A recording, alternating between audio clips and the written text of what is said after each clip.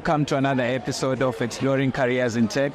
Right now I'm joined by Dr. Stanley Mpofu. He recently just won the Public Sector Award of the Year, so he's just going to tell us a little bit about his career and how he ended up where he is. Welcome, Doctor. Yeah. Thank you very much, and I'm humbled to actually get the prize because it shows my peers respect what I'm doing. Definitely. But the success is not just about myself. I think it's more about people that work with me, my family, my relatives, my friends, my peers, who advise me on how things should be done. In fact, yes, I come a long way from training as a programmer, as a technician, as a network administrator, as a project manager. And then I started training, doing courses on management and leadership. And got promotions obviously as part of my career within DataVia, which was an IT division of Transnet. Later on ESCOM, where I worked for about 15 years, and joined Wits in 2017, where I became the CIO of the institution. Interesting. So you are definitely empowering the youth by you being the CIO of such a big educational organization. So my question would be like, what advice would you have for the young you that you were saying or just on stage, like you didn't have, you didn't even start seeing TV until in your 20s, or like what advice would you kind of give a young you who didn't believe that there would be, like how you said on stage, in a room full of the people, important people like and being one of the most respected people around? Look, I think it's all about one, being humble. Mm-hmm.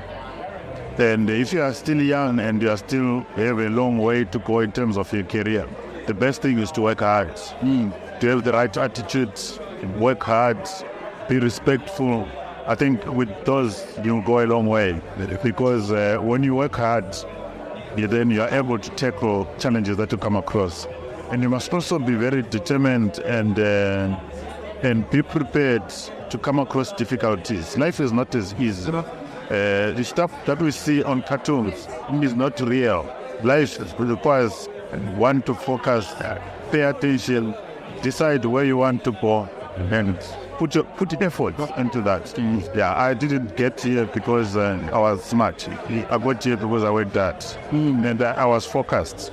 And I wanted my family and my clan to change. I wanted them to have a difference in their lives. And it's all about hard work, commitment, being respectful, being humble, and having the right attitude to do anything. Okay, so really interesting. Thank you, Doctor.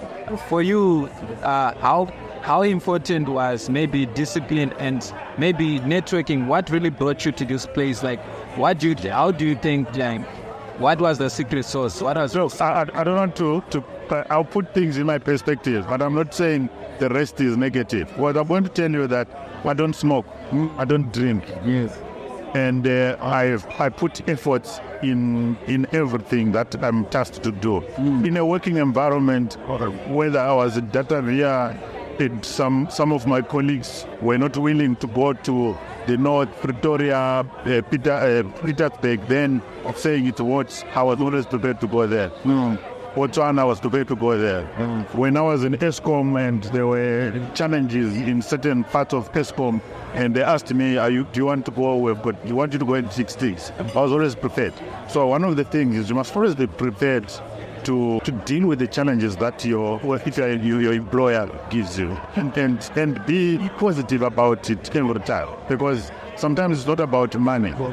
You talk money later. Focus on delivering, get the things done, and then money will follow later.